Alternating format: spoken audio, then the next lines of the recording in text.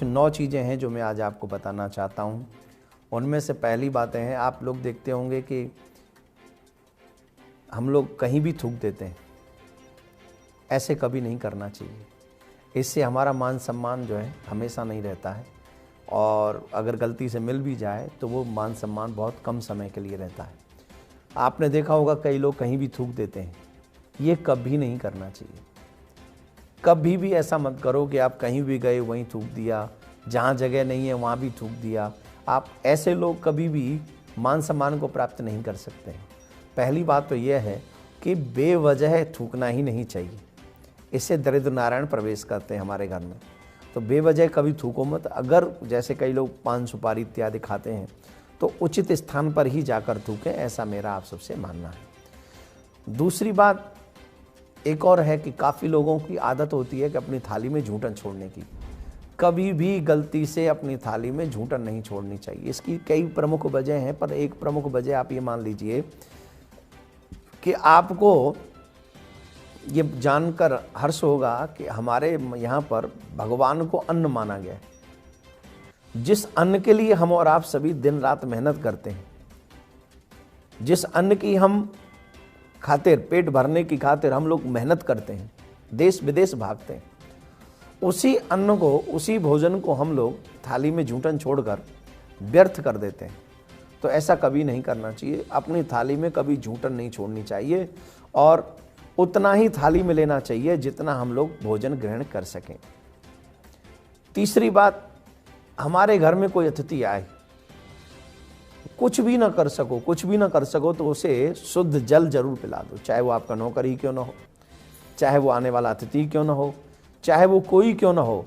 कोई भी अगर व्यक्ति आपके यहाँ आता है तो सबसे पहला काम आपको करना चाहिए, उसे शुद्ध और पवित्र जल पिला दो। इससे क्या होगा?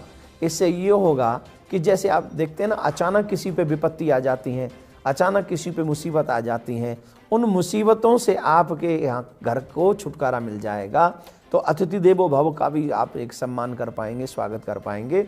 दूसरा, जो आपकी बाधाएं हैं जो अचानक से आ जाती हैं वो भी समाप्त हो जाएंगी। तो ये चीज़ें आप अपने घर में अवश्य इस्तेमाल करें। चौथी बात है कि काफ़ी लोगों को मैंने देखा है कि वो अपने झूठे बर्तनों को इधर उधर ही रखते हैं, या जहाँ भोजन करते हैं झूठी पत्तल वहीं छोड़ देते हैं, झूठी थाली वहीं पर छोड़ देते हैं। ऐसा करने से आप चंद्र की और शनि का अपमान कर रहे होते हैं। गलती से भी कभी भी झूठी थाली भोजन करने के बाद झूठी पत्तल वहाँ नहीं छोड़नी चाहिए। इससे चंद्र और शनि का अपमान होता है। जो अपने परिवार के, अपने घर के आसपास में वृक्षों का पालन पोषण करते हैं, उससे बुध, सूर्य और चंद्रमा, ये तीनों ग्रह प्रसन्न रहते हैं। इनको भी हमें परिवार के बच्चों की तरह ही इनका लालन पालन करना चाहिए, और हो सके तो फलदार वृक्ष हमें अपने आसपास में जरूर लगाने चाहिए।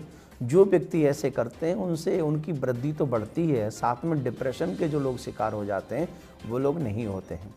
एक और बात हम आपको बताएंगे, उन्हीं 9 में से एक बात और ये है, आपने देखा होगा काफ़ी लोग आते हैं बाहर से और जूते इधर उधर फेंक देते हैं। जो व्यक्ति जूते और जुराब, सॉक्स इत्यादि इधर उधर फेंक देते हैं, उन्हें सही व्यवस्थित स्थान पर नहीं रखते हैं, उनके जो है शत्रु उनके ऊपर बड़े हावी रहते हैं। आप याद रखिए, अपने शत्रुओं को हराने के लिए या उन पर विजय प्राप्त करने के लिए सबसे पहली आवश्यकता यही है कि अपने जूते वगैरह अपने व्यवस्थित से, जहाँ व्यवस्थित हों वहीं उसी स्थान पर रखें। घर में बार बार जूते चप्पलों का आना भी अशुभ माना गया है, इसलिए हो सके तो घर के बाहर ही रखें, और अगर घर में भी ले जाने हों तो उन्हें इधर उधर अस्त व्यस्त न फेंकें, एक जगह पर व्यवस्थित करके वहाँ पर अपने जूते चप्पल रख दें, ये आवश्यक है। एक और बात, जब सुबह हम भोर में उठते हैं तो आप देखते होंगे काफ़ी लोग बिस्तर छोड़ा और भाग के चले गए, पूरे दिन उसी बिस्तर की स्थिति ऐसी अस्त व्यस्त और विचित्र बनी रहती है। ऐसा करने से उनका जो राहु है वो हमेशा उन्हें परेशान करता रहता है। फटे पुराने कपड़े हों या पुराने कपड़े हों, कहीं भी पूरे रूम में इधर उधर बिखरे पड़े जूते चप्पल बिखरे रहते हैं, वस्त्र बिखरे रहते हैं, बिस्तर सुबह उठे और बिस्तर यूं की त्यों छोड़ दिया। ऐसा कर देने पर राहु हमेशा आपको परेशान करता रहेगा और आप औरों को भी आप परेशान करेंगे। इसलिए सबसे पहला काम जो आप करें कि जैसे ही आप बिस्तर छोड़ें तो आपके रूम की व्यवस्था सुंदर हो जानी चाहिए। जिस कक्ष में, जिस रूम में आप रहते हैं, उस रूम की व्यवस्था आपको सुंदर अपने आप बना लेनी चाहिए। सबसे पहले उन वस्त्रों की तह मार के रख दें, एक अच्छी जगह पे रख दें जहां पर आप अपने वस्त्र रखते हैं। आपका रूम आपके बिस्तर त्यागते ही सब व्यवस्थित हो जाना चाहिए। इससे आपको राहु परेशान नहीं करेगा। आजकल एक बहुत बड़ी समस्या है, सब लोग कहते हैं कि क्रोध बहुत आता है। इसकी वजह है आप अपने तन की उतनी साफ सफाई नहीं रखते होंगे। इसका मतलब है विशेष तौर पर अपने पैरों की सफाई, जैसे पैरों का नाखून बढ़ना, पैरों पे मैल जम जाना, ये स्थिति जो होती हैं, इससे क्या होता है कि इससे आपका चिड़चिड़ापन बढ़ जाता है, इससे आपका क्रोध का स्तर बढ़ जाता है। तो जब भी आप स्नान करने जाएं तो सबसे पहली आवश्यकता है कि आप अपने पैरों को ढंग से धोएं, नाखूनों का ध्यान रखें, नाखूनों को ज़्यादा बढ़ने न दें। और नाखूनों को जब आप ज़्यादा बढ़ने नहीं देंगे तो इससे आपका क्रोध कंट्रोल में रहेगा, आपका चिड़चिड़ापन भी कम होगा, ऐसा माना जाता है। अब 9वीं बात, आखिरी बात पर हम चलते हैं। जब भी आप अपने घर में जाएं, जैसे आप बाहर गए, कहीं बाजार गए या किसी दूसरे शहर गए या दूसरे गांव में गए और वहाँ से जब वापस आएँ तो कभी खाली हाथ ना आएँ। चाहे 2 टॉफ़ी लेके आएँ, चाहे 2 सेब लेके आएँ, चाहे 2 केला लेके आएँ, कुछ न कुछ आप अपने घर के बच्चों के लिए, अपने घर के बुजुर्गों के लिए लेके आइए, जिससे आपकी समृद्धि, एक तो जब कुछ लाते हैं तो ये समृद्धि का सूचक है, आप पे कुछ होगा तभी आप लाएंगे। इससे आपकी लक्ष्मी बड़ी प्रसन्न होती है कि मेरे घर में बच्चों का सम्मान हो रहा है, बुजुर्गों का सम्मान हो रहा है। ये भी भाव लक्ष्मी के मन में उपस्थित होता है।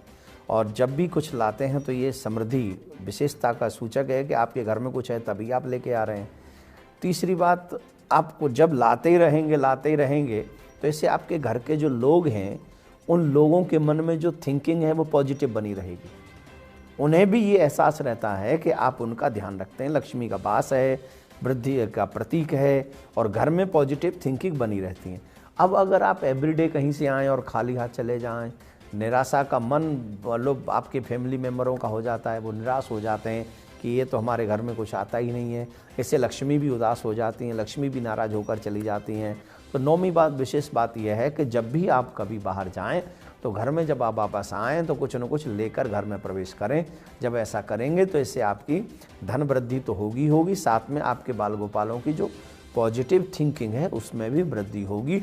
उन्हें भी ये लगेगा कि ये हमारा ध्यान रखते हैं। इस तरीके से आपके घर में शांति भी बनी रहेगी। इन्हीं शब्दों के साथ ये कुछ चीज़ें आपके लिए बताई हैं, इनको आप अपने जीवन में उतारने की जितनी उतार सको उतारिए, आपके लिए मंगलदायी है। राधे राधे।